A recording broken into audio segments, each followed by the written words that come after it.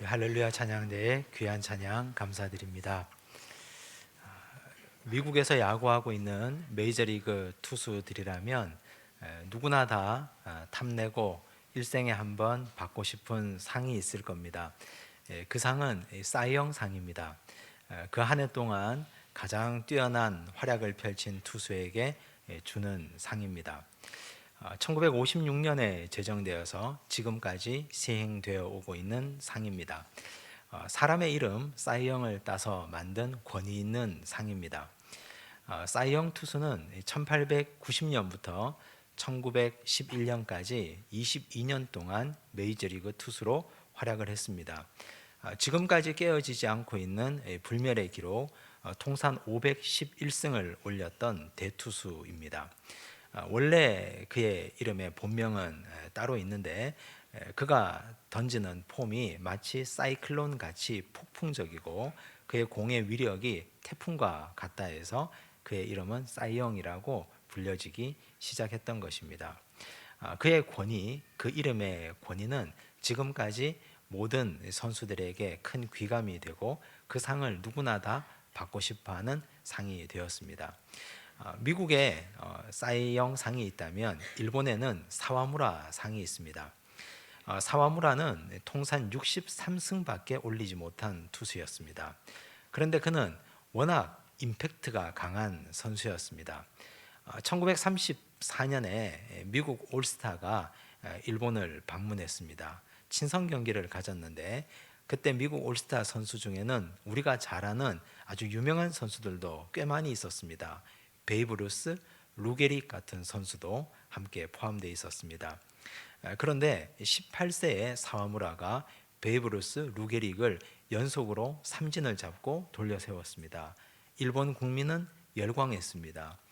그 인기를 등에 업고 일본 프로야구가 시작되었고 일본 프로야구 초창기에 사와무라는 3번에 걸친 노히트 노런을 작성했습니다.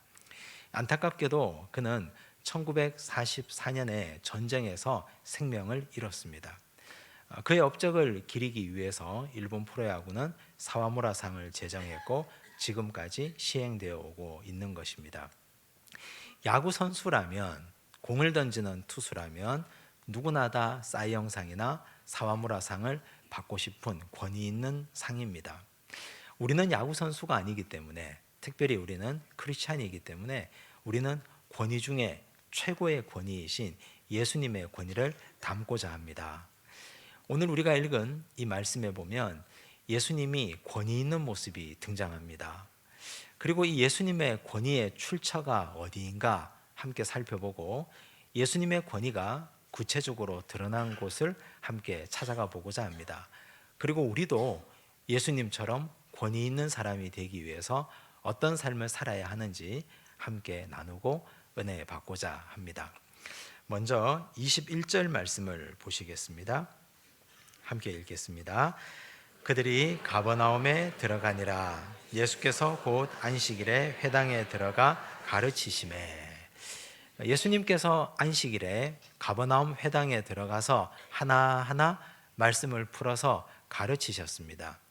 이제 30이 간 넘은 청년 예수가 4명의 제자를 함께 데리고 가서 가버나움 회당에서 말씀을 풀어 가르치셨습니다. 그 당시 회당에서는 구약의 율법을 함께 나누는 자리가 있었는데 예수님은 구약의 율법을 가지고 자신이 받은 은혜를 사람들과 함께 나누었는데 그 나눔은 어느덧 하나님의 말씀을 가르치는 가르침의 자리로 변모되어 있었습니다. 사람들은 주님의 말씀풀이와 가르침에 푹 빠져 있었습니다. 사람들의 반응입니다.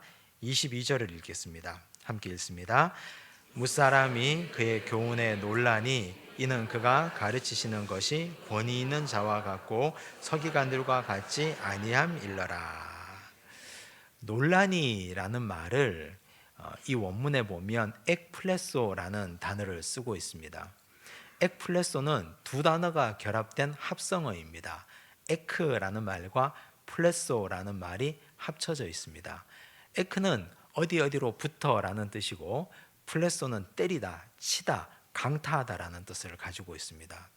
말을 합쳐보면 예수님의 말씀이 그들에게 전해졌을 때 마음, 심령 깊은 곳에서부터 무언가 나를 때리는 듯한 깊은 감동이 내 영혼을 울리고 치는 듯한 큰 은혜를 받았다는 뜻입니다.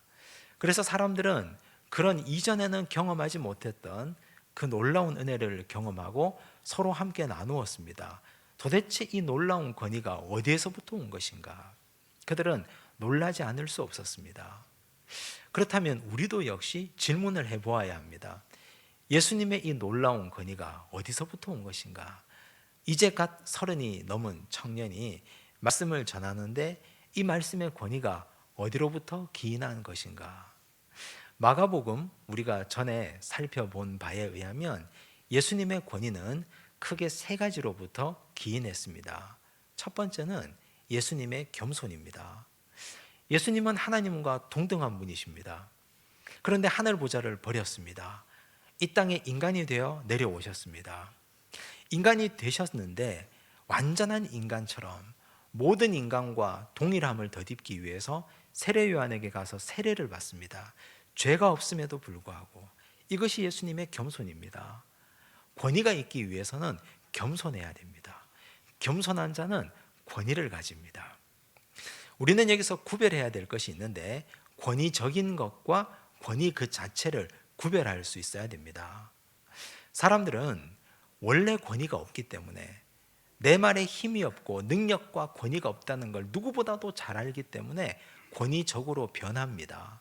나이, 지위, 재력으로 주변 사람들을 찍어 누르고 억압합니다. 이건 권위가 아니라 권위적인 행동입니다. 사람들은 다 알고 있습니다. 저 사람이 권위가 없다는 것을. 그러나 나이와 권력과 지위 때문에 그 앞에서 고개를 숙이는 척 할 뿐입니다. 권위가 없습니다. 정말 권위 있는 사람은 겸손한 사람입니다. 예수님처럼 하늘 보좌 다 버리시고 하나님의 아들이심에도 불구하고 인간처럼 완전히 낮아지셔서 겸손한 모습으로 이 땅에 오신 예수님, 그 예수님이 말씀을 전하시는데 어찌 권위 있는 말씀이 전파되지 않겠습니까? 예수님은 겸손하셨기 때문에 그 말씀에 권위가 생겨난 것입니다. 두 번째로 권위가 있기 위해서 우리 예수님은 훈련받으셨습니다. 예수님은 훈련받았고 고난을 자처하셨습니다. 성령에게 이끌려서 예수님은 광야로 갔습니다. 광야에서 40일 동안 금식하셨습니다. 금식하시면서 사탄의 갖은 시험을 다 받습니다. 들짐승이 주변에서 예수님을 집어삼키려고 울부짖습니다. 이 고난을 예수님은 다 견뎠습니다. 나는 하나님의 아들인데 라고 생각하고 무임승차하지 않았습니다. 주님은 고난을 온몸으로 다 받아내셨습니다. 그리고 갈릴리로 가셨습니다. 헤롯을 피하지 않습니다. 헤롯과 정면 승부를 벌였습니다. 이것이 예수님이 고난받으신 모습입니다. 고위공직자가 자신의 병역을 면탈하고 자신의 아들의 병역을 부당한 방법으로 면제해 준다면 어떻게 그가 존경받고 권위가 있겠습니까? 국가의 고위공직자가 그래서는 권위가 생기지 못합니다.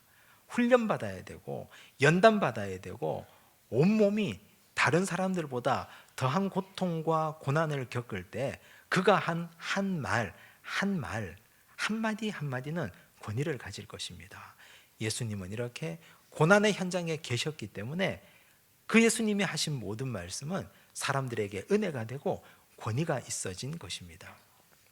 세 번째, 예수님의 말씀이 권위가 있었던 것은 말씀과 행함이 일치했기 때문입니다.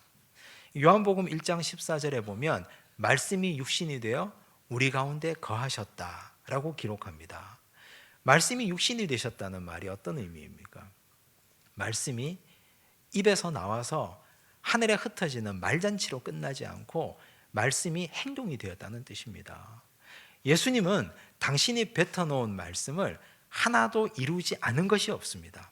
내가 너를 사랑한다? 십자가에서 사랑을 보여주셨습니다. 내가 너를 긍휼히 여긴다?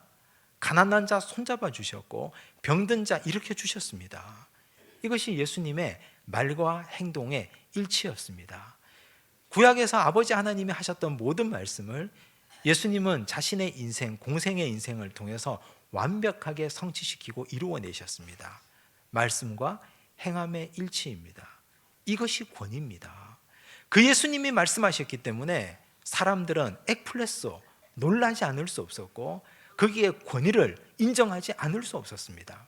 그런데 22절 끝에 보면 서기관들의 것과 같지 않았다. 서기관들은 말씀을 전하는 전문가들 아닙니까? 그 당시에 서기관들은 회당에서 늘 말씀 전하는 자리에 있었습니다. 그들은 말씀을 잘 알고 있었고 잘하는 것을 넘어서서 말씀을 다 외고 있었습니다. 주석도 알고 있었고 주석의 주석까지 너무나 말씀에 대해서는 박식한 사람들입니다. 그런데 왜 서기관들의 말에는 권위가 실리지 않았을까? 왜 서기관들은 권위 있는 말씀을 전하지 못하고 오히려 권위적으로 사람들을 억압했을까? 겸손하지 않았기 때문입니다. 기도하는 시간이 되면 서기관들은 사거리, 길거리로 나갑니다. 하늘을 들어 우러러 손을 들고 기도합니다. 큰 소리로 자신의 경건을 나타냅니다. 자신이 11조하는 거, 헌금하는 걸 자랑합니다. 금식하는 것도 드러냅니다. 겸손하지 않습니다. 겸손하지 않은 자, 하나님은 그에게 말씀의 권위를 빼앗아 가셨습니다. 그들은 훈련받지 않습니다. 고난받지 않습니다. 내가 왜 훈련받아야 되고 내가 왜 고난받아야 되는지 그들은 이해하지 못했습니다. 백성들이 받는 훈련, 고난의 자리에서 면피하고 피해 나가려고만 했던 사람입니다. 그래서 그들은 권위가 없습니다. 그들은 말과 행동이 다른 사람입니다. 말은 많이 하는데 가르치기는 힘써서 가르치는데 행동으로 하나도 옮기지 않는 사람입니다. 그래서 어찌 권위가 생기겠습니까? 사람들은 그들이 어련히 그런 말을 하려니 라고 생각했지 권위 있는 말씀으로 듣지 않았습니다. 그렇다면 우리는 어떻습니까? 우리가 하는 말과 행동이 내가 속한 공동체에서 권위 있는 말씀입니까?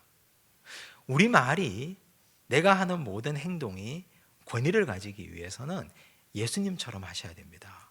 겸손하셔야 되고 훈련을 받고 고난을 피하지 않아야 되고 말과 행동이 일치해야 됩니다. 그때 예수님처럼 권위가 생깁니다. 이 권위가 생겨야 공동체를 인도하고 이끌어갈 수 있는 힘이 생깁니다. 권위는 나이로 생기지 않습니다. 권위는 권력으로 생기지 않고 권위는 재력으로도 생기지 않습니다.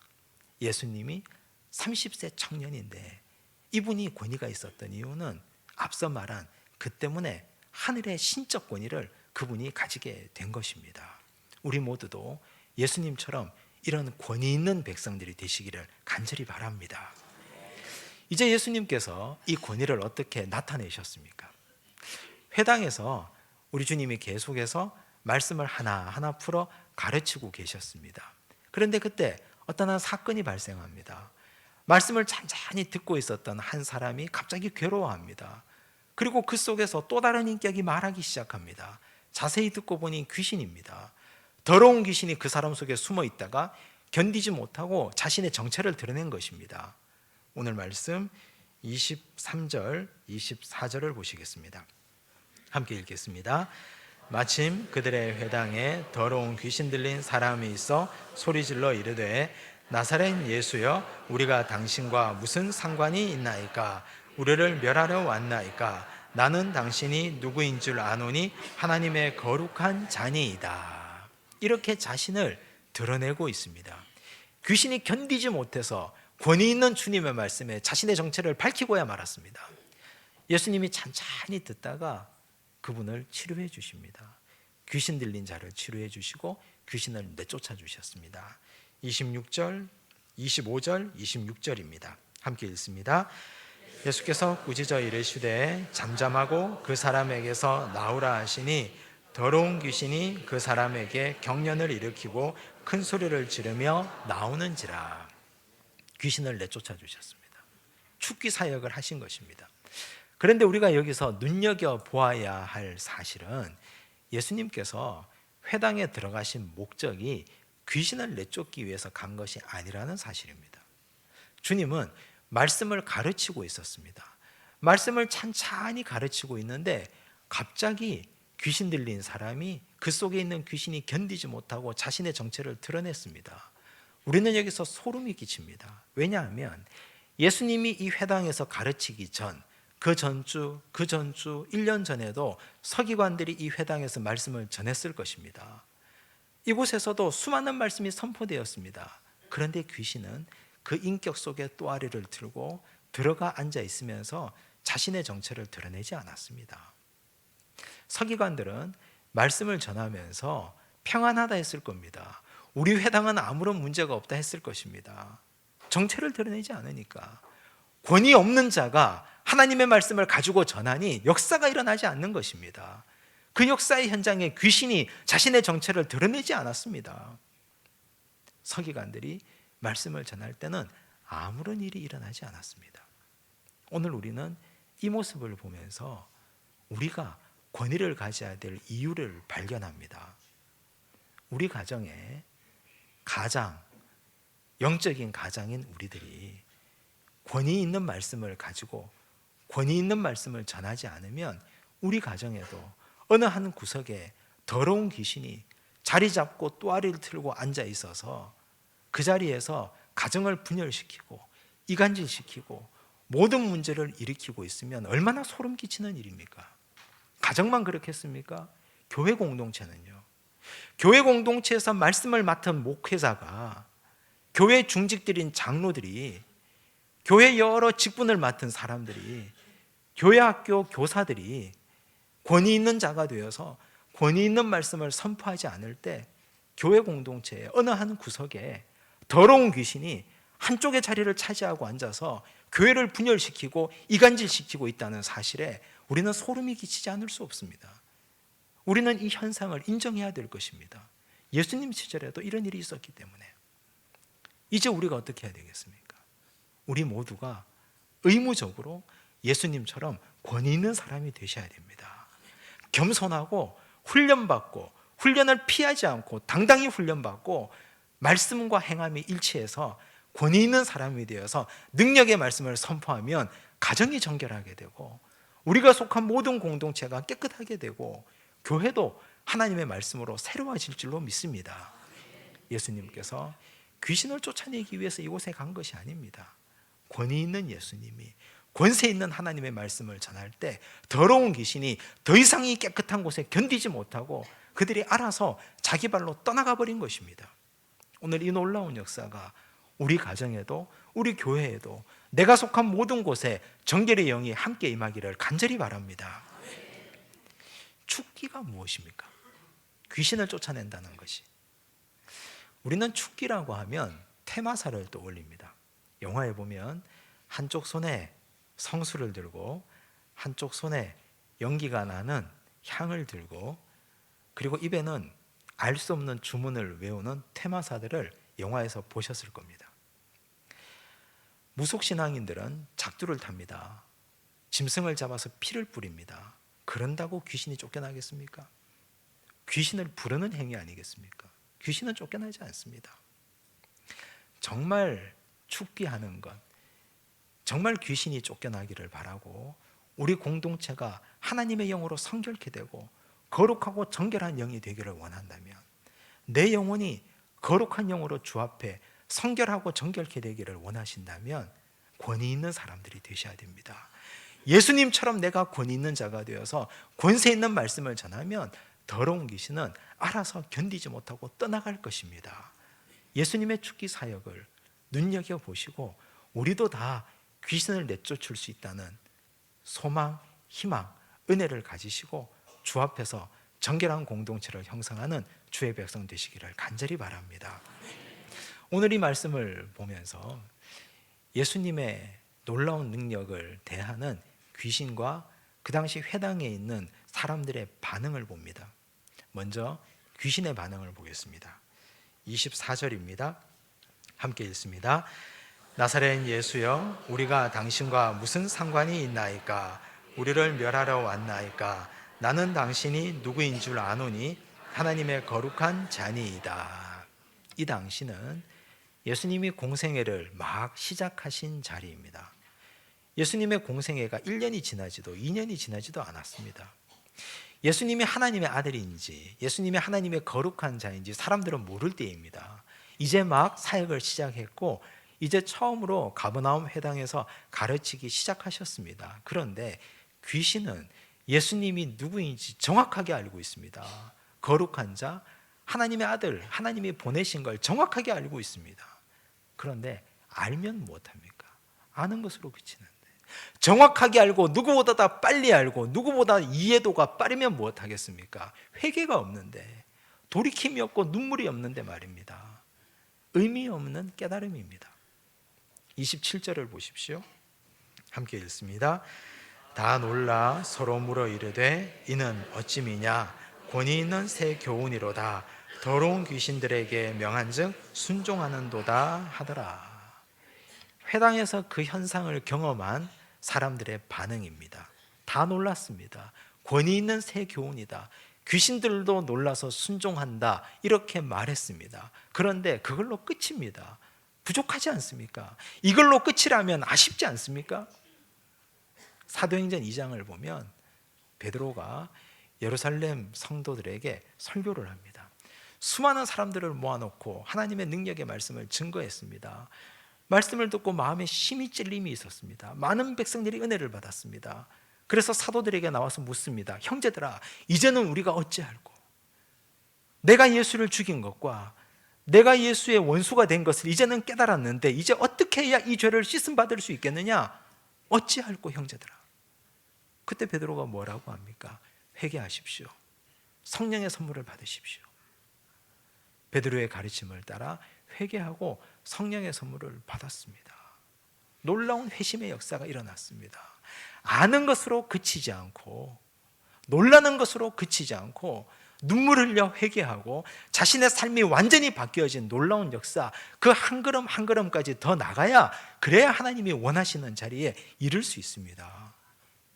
회당에 있었던 사람, 귀신은 사람들보다 가장 먼저 예수가 메시아인 것을 알았습니다. 알면 무엇합니까? 돌이킴이 없는데. 그 당시 회당에 있었던 사람들은 모든 사람들보다 예수의 능력을 가장 먼저 경험한 사람입니다. 최초의 목격자들이었습니다. 그러면 무엇합니까? 돌이킴이 없는데. 그러면 무엇합니까? 놀라고 끝인데. 이래서는 삶의 변화가 일어나지 않습니다. 역사가 나타나지 않습니다. 우리의 삶은 어떻습니까? 하나님의 말씀을 듣고 참 좋구나, 은혜가 되는구나, 깨달았구나, 남들이 모르는 지식을 알았구나, 그걸로 끝이라면 우리도 귀신과 다를 바가 없습니다. 놀라고 사람들과 함께 나누는 것으로 끝이라면 우리도 이 당시 회당에 있는 사람들과 다를 바 없는 사람들입니다. 돌이키고 회개하고 삶을 바꾸십시오. 삶을 바꾸는 데까지 나아가야 우리는 권위 있는 사람들이 될 것입니다. 신적 권위를 가지기 위해서는 겸손하셔야 됩니다. 권위를 가지기 위해서는 훈련을 피하면 안 됩니다. 나에게 다가오는 훈련, 연단으로 다 받고 말씀과 행동을 일치시켜서 일치된 영으로 신적 권위에 동참하시기를 바랍니다. 신적 권위를 가지면 하나님의 거룩한 말씀을 선포하는 그 자리에 능력이 나타날 것입니다. 우선 내 영이 성결해질 것이고, 우리 가정이 정결해질 것이고, 내가 속한 모든 공동체가 하나님의 영으로 깨끗하고 충만하게 가득할 것입니다. 주의 말씀 받으면 그 말씀대로 돌이키고 완전히 바뀌어진 삶을 살아가시기 바랍니다. 그런 자에게 하나님은 놀라운 신적 권위를 허락해 주시리라 믿습니다. 그 귀한 은혜에 함께 동참하는 주의 백성 되시기를 바랍니다. 기도하겠습니다. 하나님 아버지, 감사합니다. 권위를 말씀해 주시니 감사합니다. 우리 모두가 예수님의 권위, 신적 권위에 동참하는 자가 되게 하여 주옵소서. 우리는 권위 있다고 생각했는데 사실은 돌아보니 권위적인 사람이었습니다. 주변 사람들을 나이로, 지위로, 권력으로 억압했던 참 못된 사람이었습니다. 주여, 이제 진실로 예수님의 겸손을 배우기 원합니다. 예수님이 훈련받으셨던 것처럼 우리도 연단받고 훈련을 피하지 않기 원합니다. 예수님이 말과 행실이 일치하셨던 것처럼 우리도 말과 행실이 일치해서 오로지 하나님이 주시는 신적 권위에 동참하게 하여 주시옵소서. 그 권위를 가져야만 우리 가정을 정결하게 만들며, 그 권위를 가져야만 교회 공동체가 깨끗하게 되며 내가 속한 모든 곳이 악한 영이 떠나가는 놀라운 역사가 나타난다 하셨사오니, 주여 우리 모든 백성들이 권위 있는 주의 백성으로 살아가게 하여 주시옵소서. 말씀을 받고 깨닫는 것으로 그치지 않게 해주시고, 놀라는 것으로 끝내지 않게 해주시고, 말씀을 받고 변화되고 삶을 바꾸는 귀한 은혜로 나아가게 하여 주시옵소서. 모든 말씀 예수님 이름으로 기도드리옵나이다. 아멘.